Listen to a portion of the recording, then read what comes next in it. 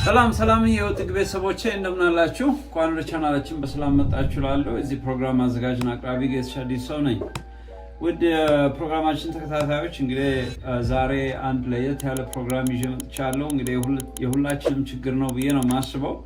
በተለይ ደግሞ መቼም ወላጅ መሆን ቀላል አይደለም።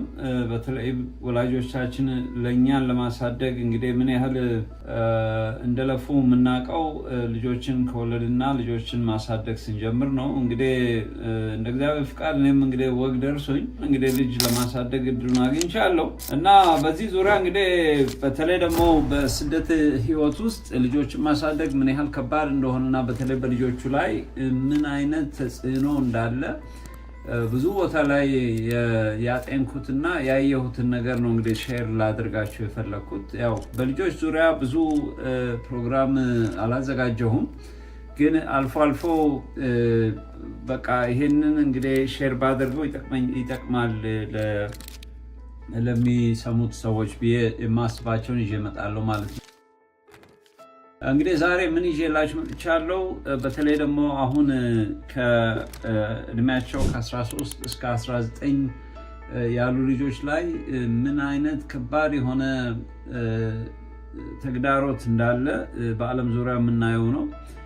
በተለይ ደግሞ ውጪ ላይ የምናያቸው ነገሮች በጣም አንዳንድ ጊዜ ተስፋ ሊያስቆርጡን ጫፍ ላይ የሚደርሱ ናቸው እና ይሄ እንግዲህ ከእድሜያቸው ከ13 እስከ 19 ባሉ ልጆች ላይ እንግዲህ all over the world ነው፣ በሁሉም ዓለም ነው እየተናገርኩ ያለሁት። ግን አንዳንድ ቦታ ላይ ደግሞ ችግሩ በጣም ጥልቀት አለው እና ይሄ እድሜ እንግዲህ ከ13 እስከ 19 በጣም ከባድ እድሜ ነው። ያው ሁላችንም በዚህ እድሜ ያለፍን ሰዎች በዛ እድሜ ምን አይነት ከባድ እንደሆነ እናውቀዋለን እና አሁን ደግሞ ለኛ ጀነሬሽን በተለይ ለአዲሱ ይሄ እዚህ ጀነሬሽን ለሚሉት እንደገና ለአዲሱ ትውልድ በጣም ትልቅ ተግዳሮት ነው ያለው እና በጣም ከኛ የበለጠ ብዙ ችግር አለባቸው እና አንዳንድ ጊዜ ስታስቡት አፍሪካ ይሻል ይሆን ነው የምትሉት። ምክንያቱም በተለይ በስደት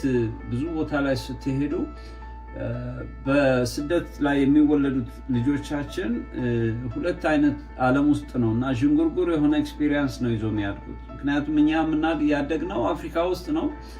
ልጆቻችንን ማሳደግ የምንፈልገው በዛ ሜንታሊቲ ነው። ልጆቹ ደግሞ ተወልደው ያደጉት ውጭ ሀገር ይሆናል።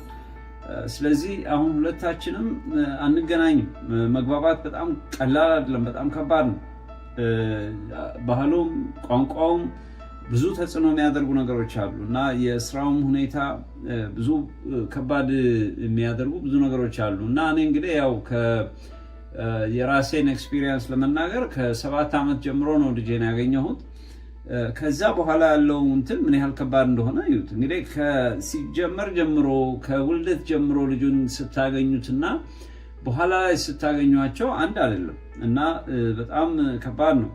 ግን እንድታርፉበት ከተሰጣችሁ መቀበል ብቻ ነው። ምክንያቱም ህይወታችን የኛ ጉዞ አይደለም። እግዚአብሔር ዲዛይን የሚያደርገው ነገር አለ። ለአንዳንዶቻችን እርሊ ይሰጠናል፣ ለአንዳንዶቻችን ደግሞ ዘግይቶ የሚሰጠን ጊዜ አለ እና በሁሉም ግን እግዚአብሔር የተባረከ ይሁን። በሁሉም ግን እሱ ጸጋውን ይሰጠናል፣ እሱ ጥበብን ይሰጠናል እና እግዚአብሔር ቃል ሲናገር ምን እንደሚለው ልጆች የእግዚአብሔር ስጦታዎች ናቸው ነው የሚለው እና አንድ ሰው ለአንድ ሰው ስጦታ ሲሰጥ ምን ማለት ነው? ለዛ ሰውዬ ያለውን ክብር ነው እያሳየ ያለው። በዛ ላይ ይሄንን ነገር ለዚህ ሰውዬ ብሰጠው ይሄ ሰውዬ ይሄንን የምሰጠውን ነገር ተንከባክቦ ይዘዋል በሚልም እሳቤ ነው ሰው ለሰው ስጦታ ቢሰጠው ማለት እና እግዚአብሔርም ለሰዎች ለኛ ልጆችን ሲሰጠን ብዙዎቻችን እንደምናስበው እንግዲህ የወንድና የሴት ግንኙነት አይደለም ልጆችን የሚፈጥረው፣ እግዚአብሔር ሲያስብ ብቻ ነው። ምክንያቱም ሰዎች ወንድና ሴትም ተገናኝተው ልጅ የማይወለድበት ብዙ አጋጣሚ አለ፣ ሁላችንም የምናውቀው ነው ይሄን። ስለዚህ ወደ ዋናው ጉዳይ ሲሄድ ልጆች የእግዚአብሔር ስጦታዎች ከሆኑ ሁልጊዜ ከማን ጋር ነው ዲል ማድረግ ያለብን? ከእግዚአብሔር ጋር ነው፣ ከሰጪው ጋር ነው ዲል ማድረግ ያለብን ማለት ነው። ማንኛውም ነገር በሚኖርበት ጊዜ ሰጪውን ነው ማነጋገር ያለብን። ምክንያቱም ይሄ የሰጠኸኝ ዕቃ እንዲህ አይነት ችግር አለው እና እስቲ እባክህ እርዳኝ፣ እስቲ አግዘኝ ማለት አለብን ማለት ነው። ምክንያቱም እኛ በራሳችን የምናደርጋቸው ነገሮች የሉም እና በመጀመሪያ ደረጃ ሁልጊዜ የምነግራችሁ እኔ ከራሴ እንግዲህ የስደት ኤክስፒሪየንስ የተረዳሁት ቢኖር ልጆች በእኛ በአዲስ ዓለም ውስጥ ነው የሚወለዱት። እነሱ በሚወለዱበት ዓለም ደግሞ እኛ የለንም። ምክንያቱም እኛ ተወልደን ያደግነው ሌላ ቦታ ነው፣ እነሱ ተወልደው የሚያድጉት ሌላ ቦታ ነው። ስለዚህ በሁለታችን መካከል ያለውን ጋፕ ወይ ደግሞ ልዩነት የሚያጠባው የእግዚአብሔር ቃል ብቻ ነው ብዬ ነው ማስበው። ይሄ የራሴ እይታ ነው። ያንን ምለው ለምንድን ነው ልጆቻችንን early age ላይ የእግዚአብሔርን ቃል ማነጋገር ማስተማር ስንጀምር ከነሱ ጋር በቀላሉ በዚህ ሁኔታ ኮሙኒኬት ማድረግ እንችላለን። ምን ማለት ነው? ለምሳሌ የእግዚአብሔር ቃል እንደዚህ ይላል፣ ይሄንን ለምን እንደዚህ ያደረክ? የእግዚአብሔር ቃል እኮ ስንፍና ኃጢአት ነው ይላል። ስለዚህ ለምን ትሰንፋለህ? ለምሳሌ ልጃችሁ በጣም ዊክ ሆኖ ወይ ደግሞ ሰንፎ ስታገኙት የእግዚአብሔር ቃል እንደዚህ ይላል እያላችሁ ልጁን በዛ ቃል ቻሌንጅ ማድረግ ትችላላችሁ ማለት ነው። ስለዚህ ልጆችን early age ላይ ያሉ መጀመሪያ ላይ የእግዚአብሔርን ቃል ማስጠናት የሚያስፈልጋችሁ ለምንድን ነው? በኋላ ላይ ቻሌንጅ የምታደርጓቸው በእግዚአብሔር ቃል ነው። ምክንያቱም ለምሳሌ ዲስሪስፔክት ቢያደርጓችሁ ቅድም እንዳልኩት እንግዲህ ከ13 እስከ 19 ያለው ደግሞ በጣም ከባድ ነው ለልጆቹ። ምክንያቱም ልጆቹ ሌላ ናቸው፣ ቤተሰብ ሌላ ነው። ስለዚህ እኛ ካልተዘጋጀን ልጆቹን ሃንድል ማድረግ አንችልም። ስለዚህ ልጆቹን ሃንድል ማድረግ የምንችለው early age ላይ የእግዚአብሔርን ቃል ስናስተምራቸው በዛ በእግዚአብሔር ቃል መሰረት ልጆቹን ሃንድል ማድረግ እንችላለን። ለምን? ምክንያቱም በዛ እድሜያቸው ላይ የምናስተምራቸው የእግዚአብሔር ሕግ እንዳይጥሱት ይጠቅማቸዋል ማለት ነው። ስለዚህ በዚህ ሁኔታ ላይ ልጆቻችንን ብናሳድግ በኋላ ላይ ከ13 ከ19 በሚኖረው እድሜ ላይ ብዙ ቻሌንጅ አያጋጥምንም። አንደኛ ኦልሬዲ early እንትን ላይ ተዘጋጅተንበታል። ሁለተኛ ደግሞ እግዚአብሔር ከኛ ጋር እስካለ ድረስ እና እኛ ከሱ ጋር ኢንቲሜሲ እስካለን ድረስ እግዚአብሔር ዊዝደሙን ይሰጠናል ማለት ጥበቡን ይሰጠናል፣ ልጆቻችንን እንዴት ቴክ ኬር ማድረግ እንደምንችል ማለት ነው። እና ከሁሉ በላይ ልጆቻችንን የሚጠብቀው እግዚአብሔር ነው። ምክንያቱም እኛ በምድር ላይ ሆነን የምንሰጣቸው ነገር በጣም ትንሽ ነገር ነው፣ በጣም ትንሽ ነገር ነው። 10% አይሆንም። 90% or 99% ግን እግዚአብሔር ነው ፕሮቫይድ የሚያደርጋቸው።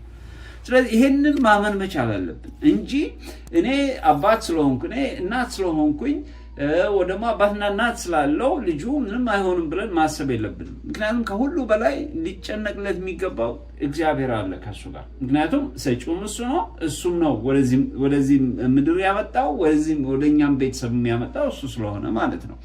እና ወደ ዋናው ፖይንቴ ስመጣ እንግዲህ በዚህ እድሜ ላይ በጣም ብዙ ተግዳሮት አለባቸው ልጆቻችን። እና እንግዲህ አሁን ኢንተርኔት ላይ ቼክ ሳደርግ ምንድነው ልጆቻችን ላይ አሁን በጣም ሜን ቻሌንጅ ያለባቸው ብዬ ስጠይቅ እና ሳይ የመጀመሪያው ነገር ሜንታል ሄልዝ ኢሹ ነው። በጣም እንደ ሜጀር ፕሮብለም ወይ ደግሞ እንደ ዋና ችግር የሚቆጠረው። ሌላው ሜንታል ይላል፣ ከዛ በኋላ ፊዚካል ሄልዝ ይላል እና የአእምሮ ችግርና የአካል ችግር ነው የመጀመሪያው ልጆች አሁን ፌስ የሚያደርጉት ይላል። ሌላው በሁለተኛ ደረጃ ደግሞ ቴክኖሎጂ ዲፔንደንሲ ይላል። ቴክኖሎጂ ሚንስ ላይክ አሁን እንግዲህ ብዙዎቻችን እንደምናውቀው እንግዲህ አሁን ያለንበት የዲጂታል ወርልድ ነው እና ልጆቻችን ከኛ ጋር ጊዜ ከሚያጠፉ ይልቅ በአብዛኛው ከቴክኖሎጂ ጋር ወይ ደግሞ ከጋጀት ጋር ከቴክኖሎጂ ማለት ከስልክ ከአይፓድ ከቲቪ ከምናምን ጋር ከእንደዛ ጋር ነው ኮሚኒኬት የሚያደርጉት። ስለዚህ ይሄ ደግሞ ልጆቹን ምን ያደርጋቸዋል? አይሶሌት ያደርጋቸዋል፣ ብቸኛ ያደርጋቸዋል። እንደገና ደግሞ አንዳንድ ችግር በሚኖርበት ጊዜ ፕሮብሌሙን ከየት ነው መማር የሚፈልጉት? ከኢንተርኔት ነው፣ ከዩቲዩብ ነው፣ ከቲክቶክ ላይ ነው።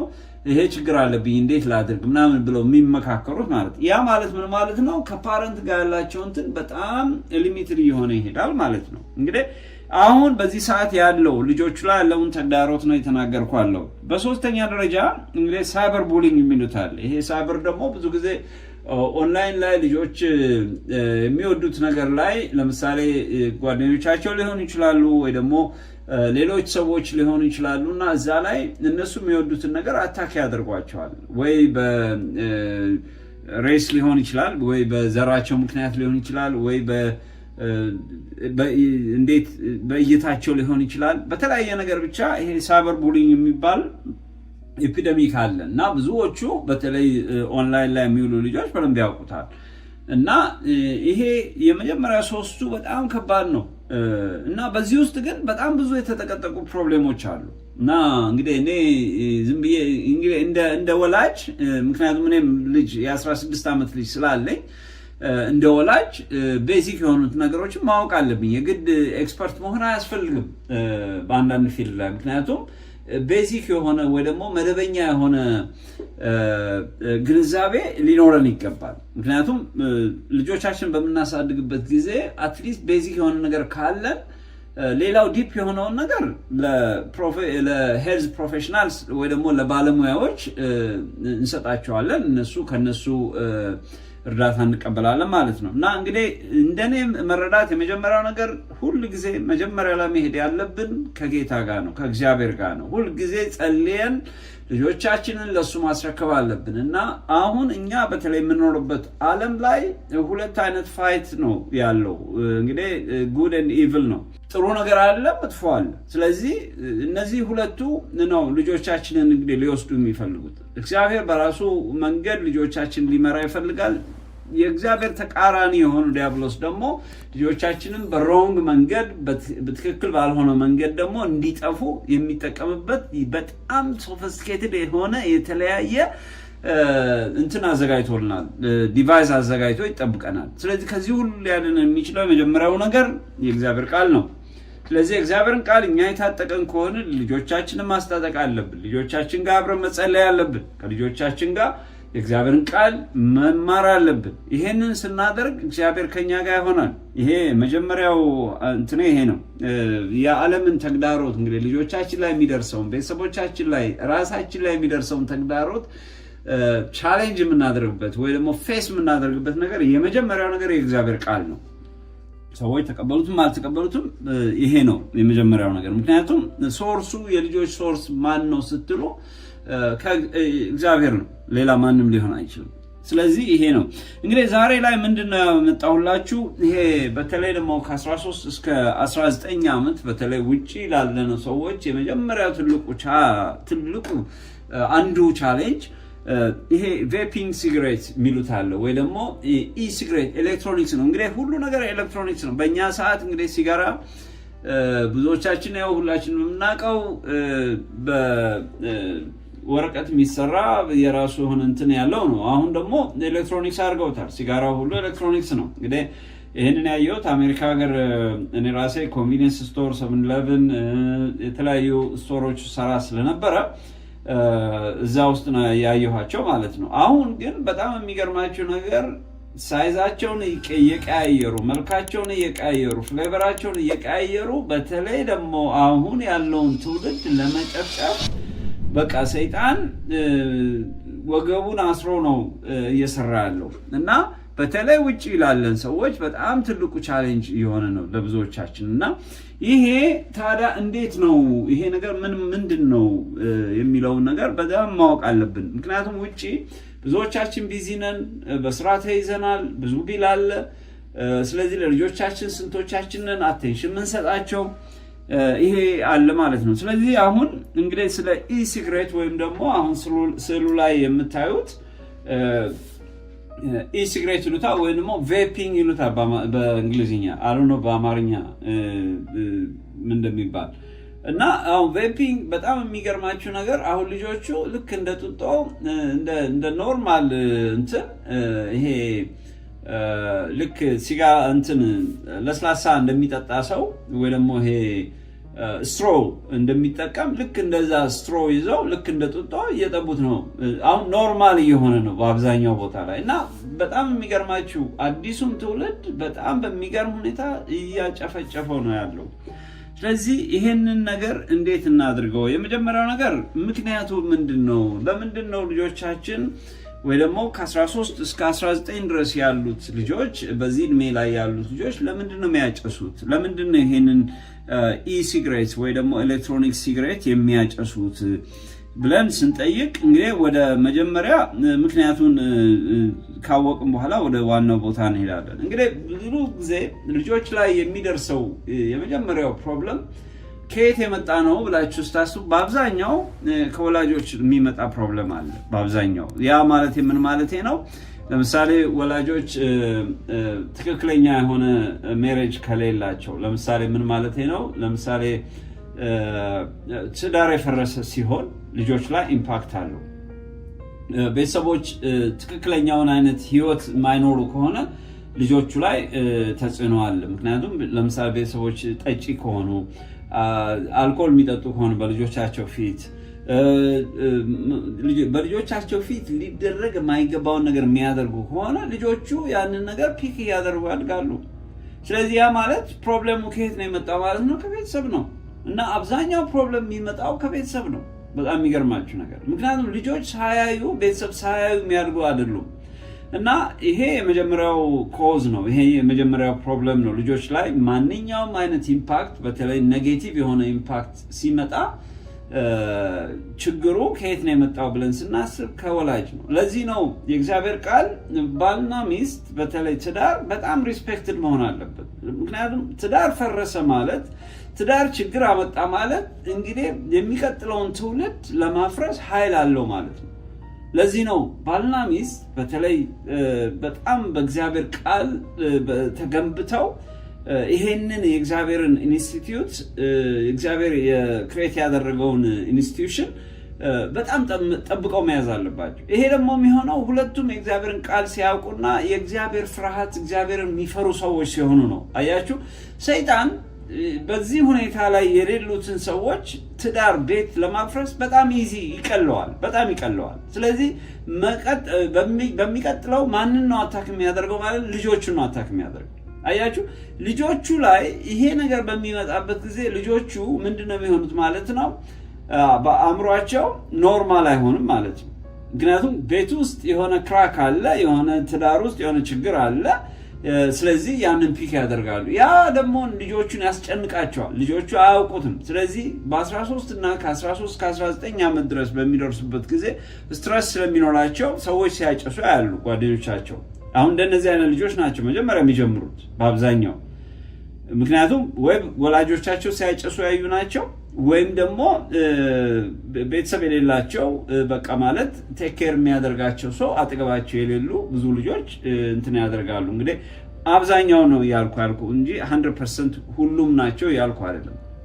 እና እነዚህ ልጆች ታዲያ እነሱ ጋር ያለም ፕሮብሌሙ የሚቀረው ሌሎች ደግሞ በቤተሰብ የሚኖሩትን ልጆች ለማበላሸት ፖቴንሻሉ አላቸው፣ አቅሙ አላቸው ማለት ነው። ስለዚህ እንደነዚህ አይነት ልጆች እንደዚህ ከብሮክን ፋሚሊ ወይ ደግሞ ከፈረሰ ትዳር ወይ ደግሞ ቤተሰብ ውስጥ የመጡ ልጆች ሌሎቹን ልጆች የማበላሸት ፖቴንሻል አላቸው። ስለዚህ እነዚህ ሰዎች ይጀምራሉ፣ ማጨስ ይጀምራሉ። ሲያጨሱ እነዚህ የቤት ልጆችን ደግሞ ምን ያደርጓቸዋል ማለት ነው?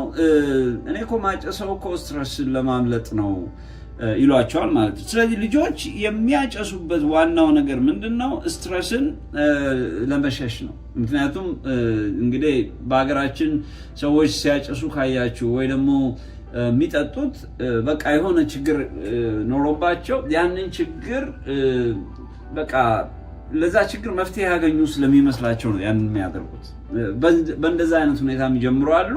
እንደ ቀልድ ደግሞ ፈን መስሏቸው ልክ እኛም ባሳለፍነው እንትን ልክ ሲጋራ ማጨስ በቃ ልክ ይሄ የአራዳ ልጅነት አይነት ስሜት ስለሚሰማን ወይ ደግሞ አላለም የመሰልጠንም አይነት ስሜት ስለሚሰማ በዛ መልኩም ደግሞ የሚጀምሩ ብዙ ሰዎች ነበሩ ማለት ነው። እና በእንደዚህ አይነት ሁኔታ ነገሮች ይጀምራሉ ማለት ነው። ሌላው እና አሁን እንግዲህ እነሱ ኮዙ ብለው የሚያስቡትን ነው እንግዲህ እኔ ከኢንተርኔት ላይ ያገኘሁትን ነው የምነግራችሁ። እና በስትረስ እና አንግዛይቲ በዚህ ምክንያት ልጆች ሲጋራ፣ ይሄ ኤሌክትሮኒክስ ሲጋሬት ወይ ደግሞ ቬፒንግ ይጀምራሉ ማለት ነው። ሌላው ደግሞ በጓደኞቻቸው ኢንፍሉዌንስ ቅድም ሜንሽን አድርጌዋለሁ። ሌላው ደግሞ ማርኬቲንግ። አሁን ማርኬቲንግ ላይ አሁን ይሄ ስታዩት ስክሪፕቶ ነው የሚመስለው አይደለ? በጣም አትራክቲቭ ነው። በጣም ነው ደስ የሚለው። አሁን ልጆችን በተለይ ቢዝነሱ ምን አድርጓቸዋል ማለት ነው ሞር ይሄን ነገር እንዲያጨሱ የተለያየ ፍሌቨር አስገብተውላቸዋል። እንግዲህ ፍሌቨር የሚለው ብዙ ጊዜ አሁን ጁስም ሲጠጡ ወይ ደግሞ ለስላሳም ሲጠጡ የራሳቸው ፍሌቨር አላቸው ማንኛውም ነገር ላይ ልክ ያ ፍሌቨር ጣዕሙ በሲጋራም ልክ እንደዚህ አድርገው በጣም ብዙ አይነት ፍሌቨሮች አዘጋጅተውላቸው አያችሁ ማርኬቲንጉ ምን ያህል ልጆችን ወደ መጥፎ መንገድ እንደሚወስደው አያችሁ። እኛ የምንኖረው ልክ በሬ ካራጁ ጋር ይውላል እንደሚባለው ነው። ምክንያቱም አጥፊና ጠፊ ነው በምድር ላይ ያለው አጥፊና ጠፊ ነው እየኖረን ያለ ነው። ስለዚህ ማርኬቲንጉ ሌሎች ሰዎች ፕሮፊት ለማግኘት ሌላውን ሰው መግደል አለባቸው። እንደዚህ ነው እየሆነ ያለው። ስለዚህ ሲጋሬትን ክሬት የሚያደርጉ ሰዎች ይሄንን የሚሸጡ ሰዎች በማን ህይወት ላይ ነው ማለት ነው የሚቀልዱት? በሌላ ሰው ህይወት ላይ ነው የነሱን ኢንካም የገነቡት ማለት ነው። ይሄ በጣም ያሳዝናል፣ በጣም ያሳዝናል። ይሄ ሊቆም የሚገባው ነገር ነው። ምክንያቱም ሰው ለሰው ልጅ ጎጂ የሆነ ነገር በስነ ስርዓት ሱቅ ውስጥ መሸጥ በጣም ከባድ ነው። አትሊስት በመንግስት ደረጃ እንኳን ሊቆም ይገባ ነበር። በተለይ አልኮሆል፣ ሲጋሬት እነዚህ በተለይ ለሰው በጣም ከፍተኛ የሆነ የጤና ችግር የሚያመጡ ነገሮች ሊቀሩ ሲገባቸው ግን መንግስት ገንዘብ ስለሚያገኝ ታክስ ስለሚያገኝ ግን ምንም ደንታ የለውም እና ኦል ኦቨር ዘ ወርልድ ነው ይሄ በዓለሙ ዙሪያ ሁሉ ይሄ ነገር አለ። አያችሁ ይሄን ነገር ሌሎች ሰዎችን ይጎዳል ግን they don't care ማንም ግድ የለውም። ይሄ የሚያሳየው ምንድነው የምንኖርበት ዓለም ምን ያህል ጨካኝ ዓለም ውስጥ እንደምንኖር ያሳያል ማለት ነው። ስለዚህ መጽሐፍ ቅዱስ ያለው ይሄንን ነው። መጽሐፍ ቅዱስ የሚናገረው በቃ ዓለም ውስጥ ያለው በጣም መጥፎ ነገር ነው። በጣም ብዙ መጥፎ የሆኑ ነገሮች አሉ። ለዚህ ነው ብዙ ጊዜ ብዙ አይነት ፕሮብሌሞችን የምናየው ማለት ነው። እና አሁን ታዲያ እነዚህ ልጆች ይሄንን ከወሰዱ በኋላ ቀደም እንግዲህ ስለ ኮዙ ነው ዋናው ምክንያቱ ምንድነው የሚለውን ነው የተነጋገርነው ማለት ነው። እና ኮዙን ከተነጋገርን በኋላ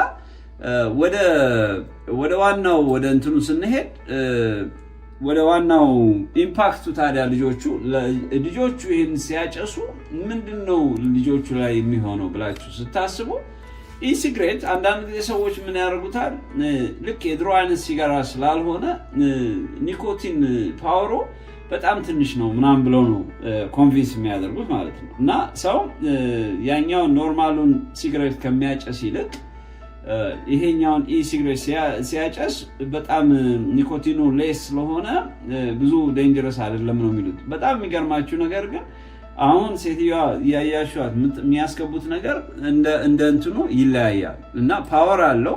አሁን እንግዲህ ያንዳንዱ እንትን ውስጥ ፓወር አለው። ያ ማለት ምን ማለት ነው? የኒኮቲን ፓወሩ በጣም ሃይ ይሆናል እና እነሱ ራሳቸው ናቸው ያስገቡ የሚያጨሱ ማለት ነው። ስለዚህ ያ ልጆቹን ምን ያደርጋቸዋል ማለት ነው? ከፍተኛ የሆነ የጤና ችግር ያመጣባቸዋል። የመጀመሪያው ፕሮብለም ይሄ ነው። ስለዚህ ምንድነው የሚለው በልጆቹ ህይወት ላይ የመጀመሪያው ነገር ምንድነው? በአፋቸውና በእንትናቸው ላይ ይሄ በጉሮሯቸው ላይ የመጀመሪያው ከፍተኛ ተጽዕኖ ያመጣባቸዋል ይላል እና ይሄ የመጀመሪያው ሲምፕተም ነው። የመጀመሪያ ልጆቹ ሲያጨሱት እንግዲህ የሚመጣው ነገር ነው ማለት ነው። ስለዚህ ኢሪቴሽን አለው። ብዙ ጊዜ እንግዲህ ልጆች ምናምን ሲሉ ኖቲስ የምታደርጉ ከሆነ ብዙ ጊዜ በእንደዚህ አይነት ሁኔታ ላይ የሚያልፉ ልጆች ናቸው ማለት ነው። ሌላው ደግሞ ካፊንግ ነው የሚለው ኮንስታንት የሆነ ሳል አላቸው። እንግዲህ በተለይ ደግሞ አሁን እኛ እዚህ በተለይ ካናዳ ውስጥ የምንኖር አንዳንድ ጊዜ አየሩ ስለሚቀያየር እዚህ የተወለዱ ልጆች አለርጂክ አለባቸው። ሚንስ ላይክ አሁን አለርጂ ያለባቸው ልጆች ኢዝሊ ይስላሉ ማለት ነው። እና ይሄኛው ሳል ግን ኮንስታንት ነው ይላል እና በጣም የሚያቋርጥ ሳል አይደለም። ሌላው ደግሞ ሄዴክ አለው፣ የራስ ህመም አለው። መጨረሻ ላይ እንግዲህ በጣም ልጆቹ በዚህ ሁኔታ ላይ ከቀጠሉ ምን ይሆናል ማለት ነው? ልክ እንደ ሲጋራ የሳምባ ፕሮብሌም ይፈጠራል ማለት ነው። ምክንያቱም ሳምባቸው አታክ ያደርግባቸዋል ማለት ነው። ስለዚህ ያ ማለት በጤንነታቸው ላይ ከፍተኛ የሆነ የጤንነት ችግር ያመጣል ማለት ነው። ከዛ እንግዲህ ቅድም እንዳልኳችሁ ዋናው እንትኑ ከብዙዎቹ አሁን በተለይ ሃይ ስኩል ላይ በቃ ኮመን ሆኗል እና ሴቶቹም ወንዶቹም ያጨሱታል እና ሲያጨሱት ታዲያ ምን ይመስላችኋል? ጀስት እንደ ኖርማል እንደ ፈን ነው የሚያዩት እና በተለይ ደግሞ ከ13 እስከ 19 ያሉት ልጆች በከፍተኛ ደረጃ እየተጠቁ ነው እና ይሄን ካየን በኋላ መጨረሻ ላይ ምንድነው ታዲያ መጀመሪያ ላይ ልጆቻችን ማጨስ አለማጨሳቸው እንዴት እናውቃለን? ምክንያቱም ብዙ ጊዜ ችግር ሚዲያ ላይ ስንሰማ ስናይ ምናምን ወደኛ ቤት የገባ አይመስልንም። ብዙዎቻችን እንደዛ ነን። ግን ምክንያቱም ልጆቻችን ለኛ ይሄንን እያሳዩ አይደለም የሚያደርጉት። በተለይ ደግሞ የኛ ኮሚኒቲ ምክንያቱም በጣም ሪዘርቭድ ስለሆነ ነጮቹ አንዳንዴ ኦፕንሊ ሊናገሩ ይችላሉ። የኛ ልጆች ግን በእንደዛ አይነት ሁኔታ ተደብቀው ነው የሚያደርጉት እና ያንን በሚያደርጉበት ጊዜ እንግዲህ ምንድነው ታዲያ መጨረሻ ላይ እንዴት ነው እነዚህ ልጆች ልናቀም የምንችለው? እነዚህ ሰዎች ያጨሱ ይሆን ወይስ አይጨሱ ይሆን የሚለውንና ቶሎ ዲፕ የሆነ ነገር ውስጥ ከመግባታቸው በፊት ልጆቻችን እንዴት እንርዳ ወደሚለው እንዴት እናውቃለን ማለት እንዴት እናውቃለን? ለምሳሌ ከ13 እስከ 19 ዓመት ያላቸው ልጆች most of the time ያጨሳሉ ከተባለ በዚህ ከ13 እስከ 19 እድሜ ላይ ያሉ ልጆች በእኛ ፊት አይደለም የሚያጨሱት፣ ተደብቀው ነው የሚያጨሱት። እኛም ድሮ አንዳንድ ነገሮች ወላጆቻችን ተደብቀን እንደምናደርገው እነሱም እንደዛ ነው የሚያደርጉት። ግን እንደነዚህ አይነት ሰዎች ልጆችን ታዲያ እንዴት ነው ማወቅ የምንችለው የሚለውን ትንሽ ሃይላይት ለመስጠት ፈልጌ ነው። እኔም ራሴ ከኢንተርኔት ላይ ያገኘሁት እና እንደሚያጨሱና እንደማያጨሱ የመጀመሪያው ምልክት ይላል እዚህ ላይ ኮንስታንት የሆነ ሳል አላቸው ልጆቹ ይስላሉ። እንግዲህ ልጆቻችን በተቻለ መጠን በተለይ በጣም ሳል እየደጋገመ የሚመጣባቸው ከሆነ መጠርጠር አለብን ማለት ነው። እንግዲህ አንዱ ምልክት ይሄ ነው ይላል። ሌላው ደግሞ የአፍንጫ ነስር ይኖራቸዋል እና በተደጋጋሚ አፍንጫቸው የሚነስር ከሆነ ከቬፒንግ ጋር ግንኙነት ሊኖራቸው ይችላል የሚለው ነው። እንግዲህ ምልክቶቹ እነዚህ ናቸው። እንዴት እናውቃለን? ለምሳሌ በእኛ ፊት ስለማያጨሱ ማለት ነው። ሌላው ደግሞ በሶስተኛ ደረጃ የቢሄቪየራል ቼንጅ አላቸው ይላል እና ባህሪያቸው ይቀየራል። ኦል ኦፍ ዘ ሰደን እንግዲህ ልጆች ያሳደጋችሁ ብዙዎቻችሁ ታውቃላችሁ ብዬ አስባለሁ ከ15 16 17 ምናምን ላይ የሆነ ቦታ ላይ በቃ ሲቀያየሩ ታያቸዋላችሁ። ያ ማለት ምን ማለት ነው? ለምሳሌ ስጠሯቸው እንደ በፊቱ ላይ መጡ ይችላሉ። አንዳንድ ነገር ስታነጋግሯቸው እንደ ፖላይት ሆነው ወይ ደግሞ በጣም እንትን ምንድነው ይሄ በጥሩ ሙድ ሆነው አይደለም ያነጋግሯቸው እና ምንድነው ፈለከው ምናምን አይነት አላለም ይሄ እና ስዊንግ ሙድ ይሉታል በእንግሊዝኛ ወይ ደግሞ ኢሪቴሽን አላቸው። ኢሪቴሽን ሚንስ ላይክ በቃ ቶሎ ዲፌንድ ያደርጋሉ። ለምሳሌ ይሄን ነገር ለምን አላደረግሽም ይሄን ነገር ሲባሉ እንደዚህ ስለሆነ ነው ይላሉ። በፊት እንደዛ አይሉም ነበር። ምክንያቱም ያ ኤጅ ሁልጊዜ ዲፌንድ ነው የሚያደርጉት ማለት ነው። እና ይሄ ችግር አለው ማለት ነው። ሌላው ደግሞ በጣም የሚገርማቸው ምን እንደሚለው ልክ አሁን የሚያጨሱትን አንዳንድ ጊዜ እንደ ስክሪፕቶም አይነት እንደ ላይተርም አይነት ስለሆነ በጣም አትራክቲቭ ነው። ስለዚህ እንደሱ አይነት ነገር ቦርሳቸው ውስጥም ሊያስቀምጡት ይችላሉ ማለት ነው። ስለዚህ አሁን ከ13 እስከ 19 ያሉትን ልጆች ከትምህርት ቤት በሚመጡበት ጊዜ እነሱ በሌሉበት እንትን ቦርሳቸውን ቼክ ማድረግ አለብን። ምክንያቱም ኤቭሪዴይ እንትኑን ወይ ውጪ ያስቀምጡት ላይመጡ ይችላሉ። ስለዚህ የሆነ ምልክት ልናገኝ እንችላለን ማለት ነው። ስለዚህ ይሄንን ቼክ ማድረጉ ወሳኝ ነው ይላል። ስለዚህ ሁለቱም ቀደም ያሳየኋችሁ እንትን የሚጨሰው ነገርና ይሄ የሚያስገቡት ሊኩዊድ ወይ ከሁለት አንዱ የሆነ ምልክት የምታገኙት ነገር ይኖራል ይላል። ሌላው ደግሞ አፕታይታቸው ይቀንሳል። አሁን ብዙ ጊዜ ኖቲስ ስታደርጉ ቤት በዚህ እድሜ ላይ ከ13 ከ19 ያሉት ልጆች ሬጉላርሊ አይደለም የሚበሉት። በራሳቸው ሰዓት ነው የሚበሉት፣ በራሳቸው ሰዓት ነው እንትን የሚያደርጉት እና አፕታይታቸው ና ብላ ነይቢ ምናምን ስትሏቸው እንደ መጀመሪያው ወይ ደግሞ በፊት ከ13 ዓመት በፊት የነበራቸው አይነት እንትን የላቸውም። አፕታይቱ እንትን ያደርጋል። ስለዚህ ሰውነታቸውም ላይ ያ ኢምፓክት ይታያል ማለት ነው። ምክንያቱም ሬጉላርሊ በትክክል የማይበሉ ከሆነ አፕታይታቸው እንትን የሚል ከሆነ ሰውነታቸውም እየቀነሰ ይመጣል ይላል። ሌላው ደግሞ ባድ ብሪዝ ይኖራቸዋል እና ይሄ ዴንታል ኢሹ ይኖራቸዋል ይላል እና በተለይ ደግሞ ዲፕ የገቡ ከሆነ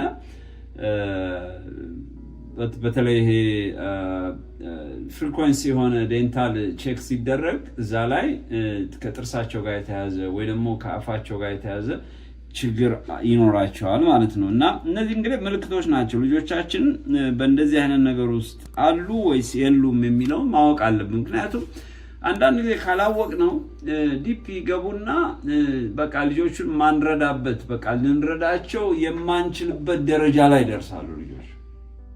ስለዚህ the earlier is always the better እና መጀመሪያ ላይ ቶሎ የምናገኘው ከሆነ ፕሮብሌሙን ቶሎ ልጆቻችንን ከዚህ ሱስ ለማዳን እንችላለን ማለት ነው።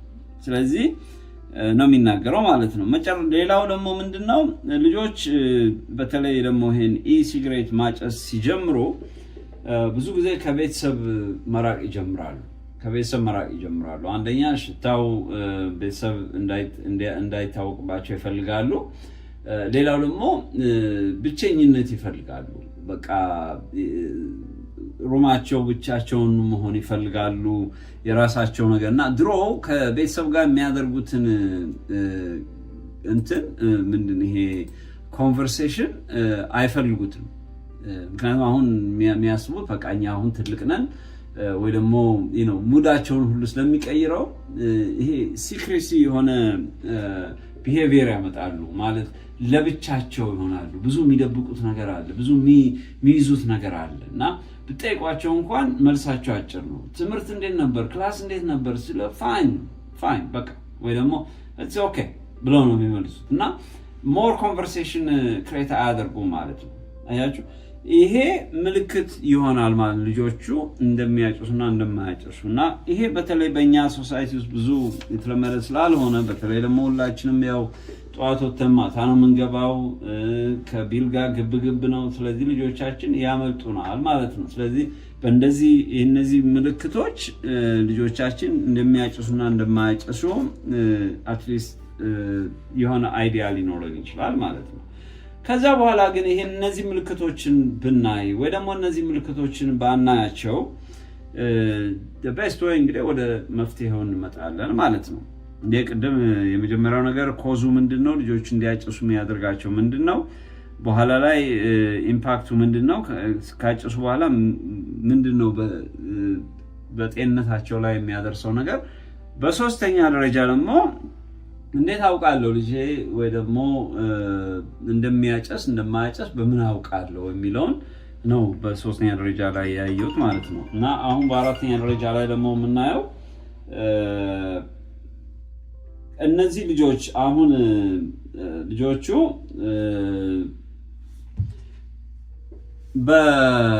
በእንትን ላይ ካሉ ምንድን ማድረግ አለብን? ለምሳሌ እንበል ልጆቹ ማጨስ እንደሚያጨሱ አወቅን። ስለዚህ ምንድን ማድረግ ያለብን የሚለውን እንግዲህ ይሄንን ከባለሙያዎች ነው ይሄንን የሚያገኘውት እና ምን ማድረግ እንዴት ልጆቹን ኮንፍሮንት እንደምናደርጋቸው ከዛ በኋላ ደግሞ እንዴትስ ከዛ ሱስ ውስጥ እንዲወጡ እንዴት መርዳት እንዳለብን ያው ሙያዊ የሆነ እንትን ነው የሰጡት ማለት ነው። ምክር ነው ከዚህ ከኢንተርኔት ላይ ወሰድኩት ማለት በእነዚህ አይነት ሁኔታ ውስጥ ያለፉ ልጆች ኤክስፒሪየንስ አይቼ ማለት ነው። እና አሁን ወደ እንትኑ ስንሄድ እንግዲህ እኔ የመጀመሪያው ነገር ብዬ ማስበው ይሄ የራሴም እይታ ነው። በመጀመሪያ ደረጃ ነገር ሁልጊዜ እግዚአብሔር ነው መጀመሪያ ማመጣው ብዬ ነው ማስበው። እኔ ላይ ይሄ ነገር ቢመጣ የመጀመሪያው ነገር ወዴት ነው የሚሄደው? ወደ ጸሎት ነው የሚሄደው። እና ያ ማለት ምን ማለት ነው? ፓርቲኩላር ስለዚህ ኢሹ ሁል ጊዜ ከጌታዬ ጋር በጸሎት አቅርባለሁ ማለት ነው። ምክንያቱም የእግዚአብሔር ቃል ምን ይላል? የሚያስጨንቃችሁን በጸሎትና በምልጃ አስታውቁ እንጂ በአንዳች አትጨነቁ ይላል እግዚአብሔር ቃል። ያ ማለት ምን ማለት ነው?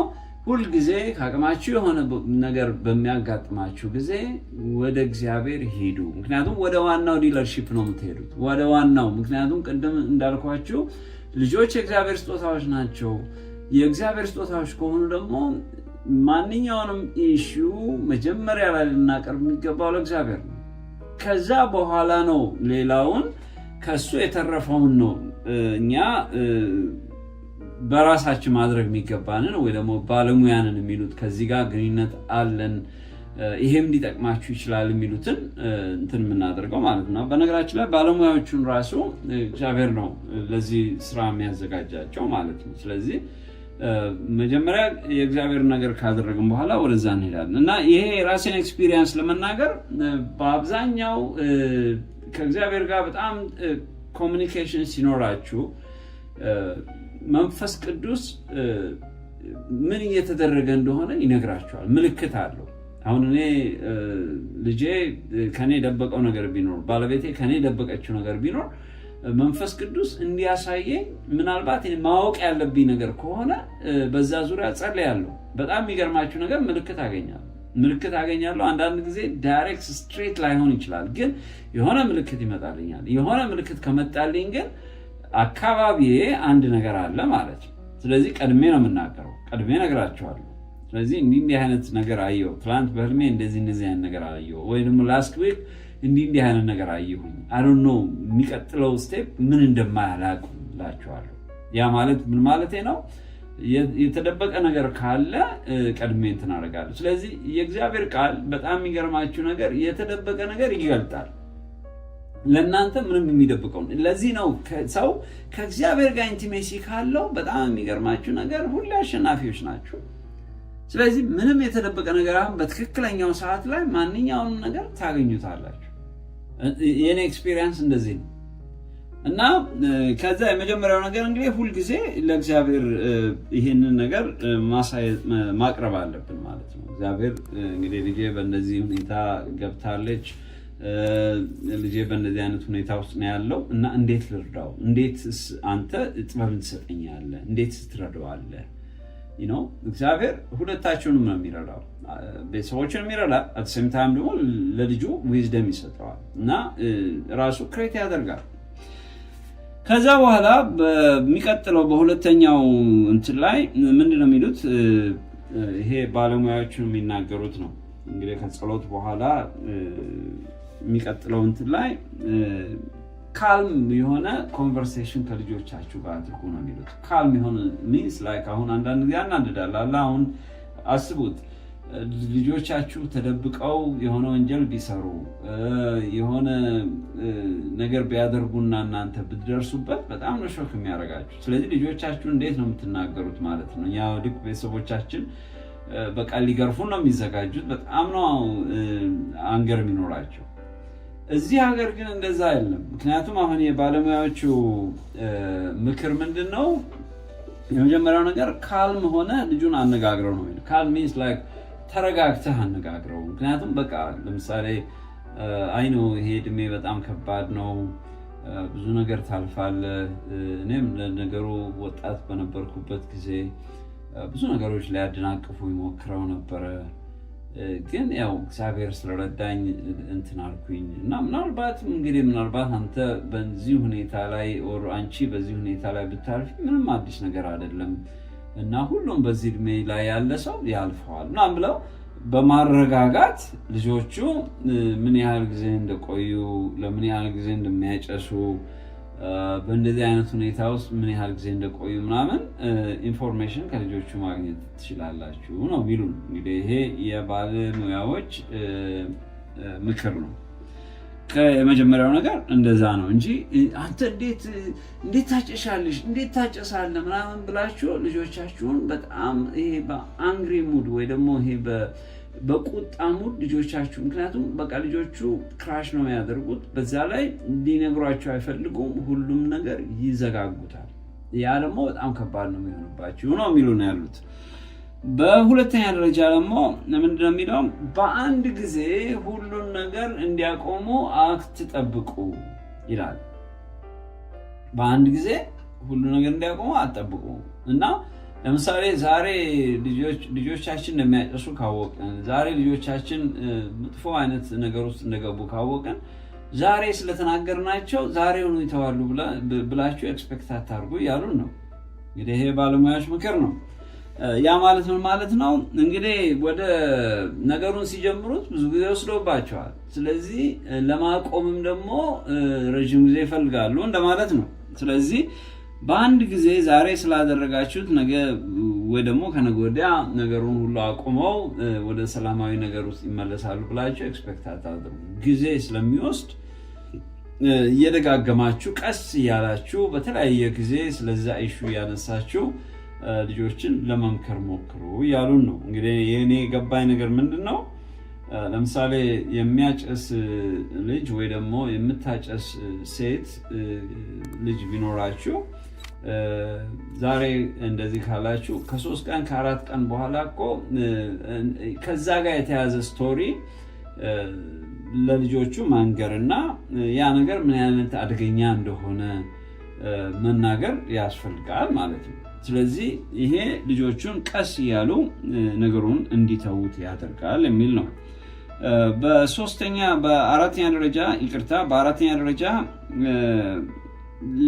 እዚህ ደረጃ ላይ ሊደርሱበት የቻሉት የጀመሩበትን ሪዝን ማወቅ እና ለምን ማጨስ ፈለግሽ ወይስ ለምን ማጨስ ፈለግ ምንድነው ምክንያቱ ምናምን የሚለውን ቀስ ብላችሁ ለማወቅ መሞከር ለምንድነው ሶርሱ ወሳኝ ነው የተባለው ለምሳሌ ልጆቹ ላይ ሌላ አይነት ስትረስ ውስጥ ካለው ያንን ስትረስ ልጆቹን ሪሊፍ ሳናረጋቸው ይሄንን ያቆማሉ ብሎ ማሰብ በጣም ከባድ ነው ለምሳሌ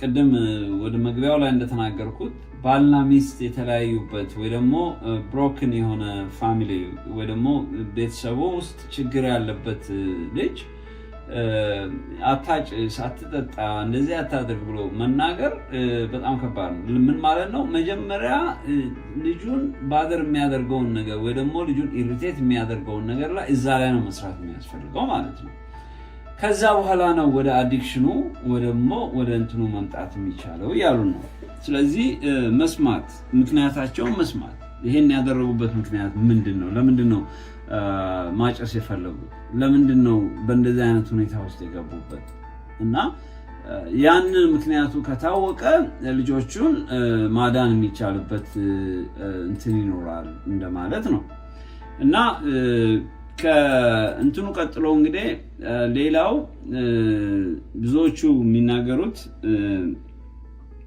በአምስተኛ ደረጃ ኦፕን የሆነ ዲስከሽን ማድረግ ነው ምክንያቱም በአጭር ጊዜ እና ወደፊት ልጆቹ ላይ ቢያጨሱና ተደብቀው ቢያደርጉት አሁን ካወቃችሁ በኋላ ከልጆቹ ጋር ዲስከስ ስታደርጉ